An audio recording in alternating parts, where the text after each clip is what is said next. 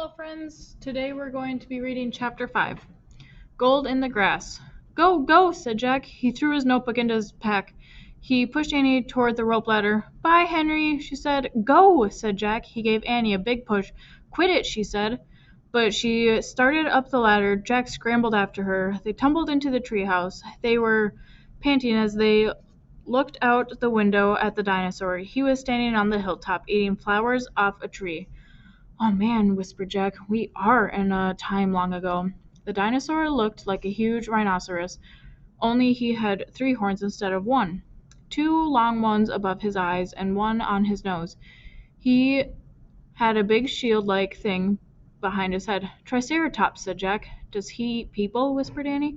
I'll look it up. Jack grabbed the dinosaur book. He flipped through the pages. There, he said. He pointed to a picture of the Triceratops. He read the caption. The Triceratops lived in the late Cretaceous period. This plant-eating dinosaur weighed over 12,000 pounds. Jack slammed the book shut. Just plants, no meat. Let's go see him, said Annie.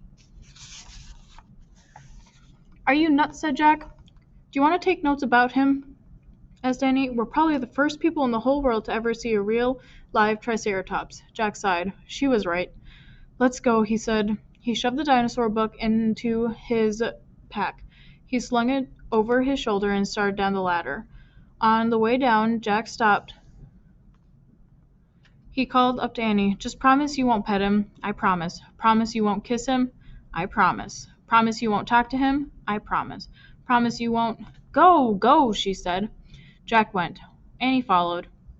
When they stepped off the ladder, the pteranodon gave them a kind look. Annie blew a kiss to him. Be back soon, Henry, she said cheerfully. Shush, said Jack, and he led the way through the ferns, slowly and carefully. When he reached the bottom of the hill, he kneeled behind a fat bush. Annie knelt beside him and started to speak. Shush, said Jack. Jack put his finger to his lips. Annie made a face. Jack peeked out at the Triceratops. The dinosaur was incredibly big, bigger than a truck. He was eating the flowers off a magnolia tree. Jack slipped his notebook out of his pack. He wrote, Eats flowers. Annie nudged him. Jack ignored her. He studied the Triceratops again. He wrote, Eats slowly. Annie nudged him hard. Jack looked over at her. Annie pointed to herself. She walked her fingers through the air. She pointed to the dinosaur. She smiled. Was she teasing? She waved at Jack. Jack started to grab her. She laughed and jumped away. She fell into the grass, in full view of the Triceratops. Get back, whispered Jack. Too late. The big dinosaur had spotted Annie. He gazed down at her from the hilltop. Half of a magnolia flower was sticking out of his mouth. Oops, said Annie. Get back, Jack shouted at her. He looks nice, Jack. Nice? Watch out for his horns, Annie. No, he's nice, Jack. Nice? But the Triceratops just gazed calmly down at Annie. Then he turned and loped away, down the side of the hill. Bye, said Annie. She turned back to Jack. See? Jack grunted, but he wrote in his notebook. Nice. Come on, let's go. Let's look around some more, said Annie. Jack started after Annie. He saw something glittering in the tall grass.